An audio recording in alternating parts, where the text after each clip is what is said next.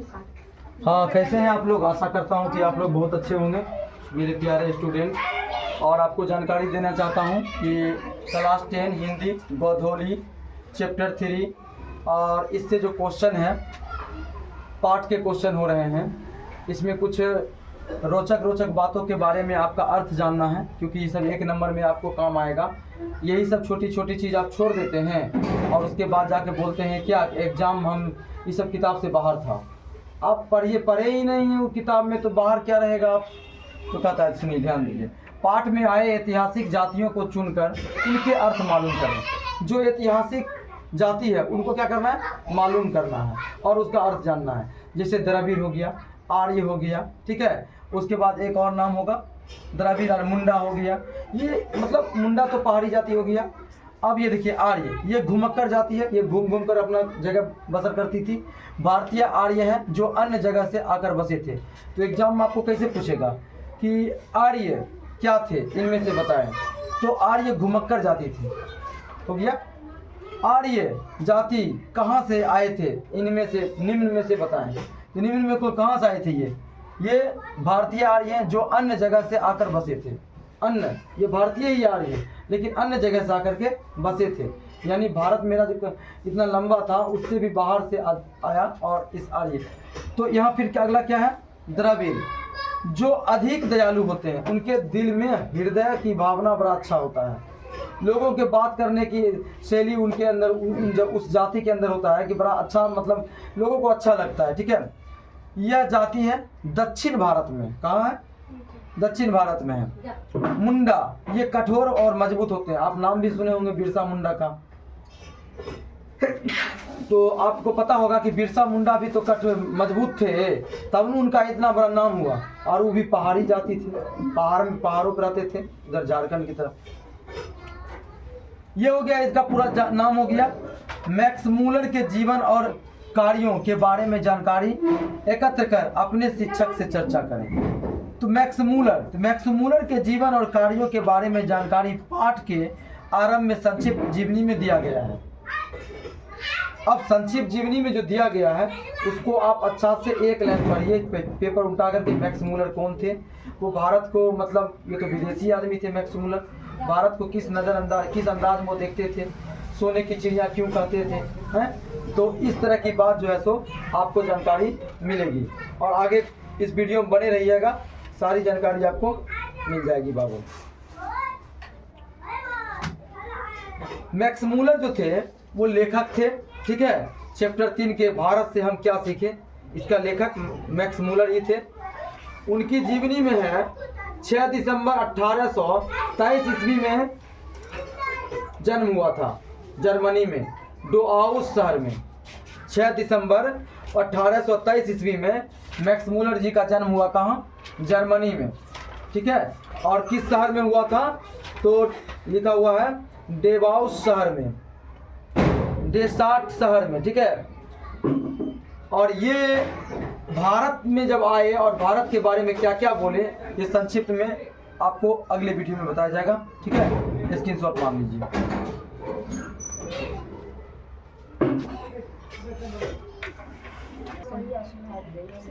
हाँ, ध्यान दीजिएगा। फिर अगला क्वेश्चन है, मैक्स मूलर जी का जन्म कहाँ हुआ था और कब हुआ था? 16 दिसंबर 1823 ईस्वी में हुआ था।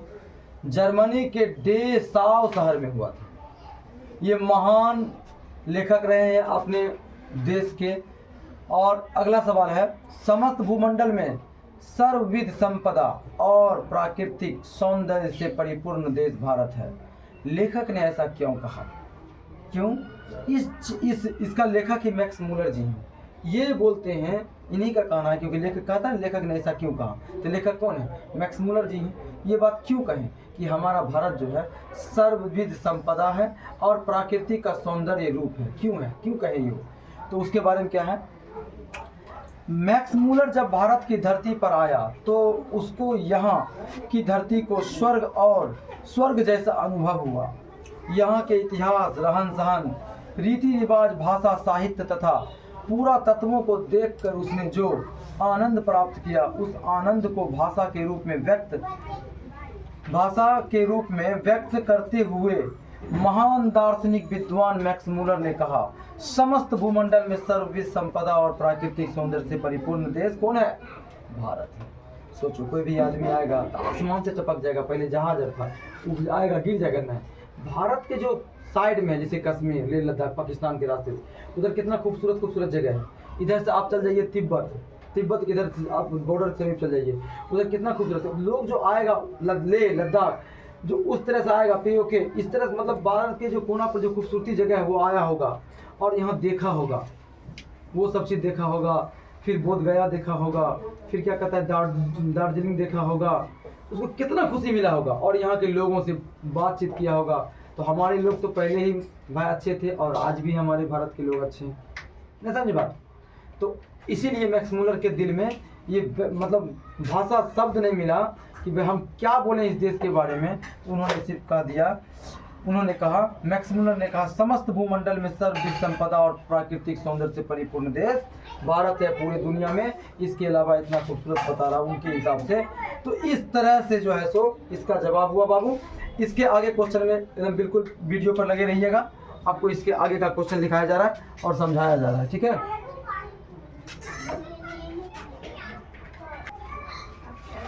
हाँ ध्यान दीजिएगा, अगला क्वेश्चन है बुआ चैप्टर 3 से गोधोली। लेखक की दृष्टि से सच्चे भारत के दर्शन कहाँ होती है? भाई लेखक के दृष्टि से भी अभी के भी दृष्टि से भी आपको सबसे अच्छा गाँव में पसंद होता है। ये बनावटी शहर जो कृत्रिम भाग दौड़ सर उसमें सुकून नहीं है। गांव में हम लोगों को भी आप लोगों को भी अच्छा लगता है। तो देखिए ये साहब भी बोल रहे हैं, लेखक मैक्स मूलर की दृष्टि से सच्चे भारत के दर्शन गांव में ही हो सकते हैं, क्योंकि भारत के गांव में ही प्राकृतिक और प्राचीन भारतीय रीति रिवाज, भाषा, रहन सहन के तौर तरीके तथा भारत के अवशेष गांव में अध्ययन और खोज के लिए पड़े हैं, न कि कृत्रिम शहरों में, ठीक है। तो भैया गांव के बारे में है, जितना भी आप लिखिए कम है, शॉर्ट में क्वेश्चन था। अगला क्वेश्चन देखिए, भारत को पहचान सकने वाली दृष्टि की आवश्यकता किनके लिए वांछनीय है और क्यों? तो देखिए इनका, भारत को पहचान सकने वाली दृष्टि की आवश्यकता यूरोपियन लोगों के लिए वांछनीय है, क्योंकि प्राचीन भारत में ही नहीं आज का भारत भी विविध समस्याओं के निदान में सहायक है। ये मैक्स मूलर साहब हमारे देश के बारे में बोल रहे हैं, सही बात बोल रहे हैं कि भाई वो यूरोपियन जो हमारे देश में नहीं है, वो अंग्रेज, इंग्लैंड, फ्रांस, अमेरिका, वो सब क्या यूरोपियन जो है हमारे देश पर इस तरह था। तो उसके बारे में लिखा गया है कि भारत को पहचान सकने वाली दृष्टि की आवश्यकता यूरोपियन लोगों के लिए वांछनीय है। लेखक कितना अच्छा है। ऐसे भी ये लेखक बहुत हेवी है। इस चैप्टर से क्वेश्चन आएगा, हर हाल में आएगा, एकदम वेरी वेरी शॉर्ट में। इसको जो है सो आप लोग जो है सो नोट कर लीजिए बाबू। हाँ देखिएगा इसी चैप्टर से और आगे का क्वेश्चन है बाबू। ये सब बहुत अच्छा है, शॉर्ट क्वेश्चन है और इसको याद करिएगा तो आपको 2 नंबर में जरूर रहेगा, ठीक है। लेखक ने किन विशेष क्षेत्र में अभिरुचि रखने वाले के लिए भारत का प्रत्यक्ष ज्ञान आवश्यक बताया है, ठीक है। तो देखिए लेखक मैक्स मूलर ने भू विज्ञान, जीव विज्ञान, जंतु विज्ञान, पुरातत्व विज्ञान, दैवत विज्ञान, भाषा विज्ञान, इतिहास, साहित्य, कानून शास्त्र अथवा राजनीतिक ज्ञान आदि विशेष क्षेत्र में अभिरुचि रखने वाले के लिए भारत का प्रत्यक्ष ज्ञान आवश्यक बताया है। बताइए इतना सारा ज्ञान। अगला है, लेखक ने नीति कथाओं के क्षेत्र में किस तरह भारतीय अवदान को रेखांकित किया है, ठीक है, चिन्हित किया है। देखिए लेखक ने नीति कथाओं के क्षेत्र में भारतीय अवदान को रेखांकित करते हुए कहा, नीति कथाओं के अध्ययन क्षेत्र में भी भारत के कारण नव जीवन का संचार हो चुका है, क्योंकि भारत के कारण ही समय समय पर नानाविध साधनों और मार्गों के द्वारा अनेक नीति कथाएं पूर्व से पश्चिम की ओर चली आ रही हैं। तो भारत को कितनी भी तारीफ करोगे ना बाबू, ये मैक्स मूलर साहब, इनसे भी पहले जो आए होंगे, उनसे भी जो पहले आए होंगे, सब दिन हमारा भारत जो है सो सर्वविध संपदा रहा है और सोने की चिड़िया रहा है। आज हम जन्म लिए हैं, इतना बड़े हुए हैं, तो आज हम इसको पहचानते हैं। समझ गए ना बात को। तो लेखक भी अपनी भाषा में अलग अलग शब्दों का प्रयोग कर करके भारत के किसी न किसी क्या कहता है इसके महानता को दर्शाया है, पहचानवाया है। आप इसको नोट कर लीजिए, ये सब शॉर्ट क्वेश्चन आपको एग्जाम में बिल्कुल आने वाला है 2026 में बाबू, ठीक है।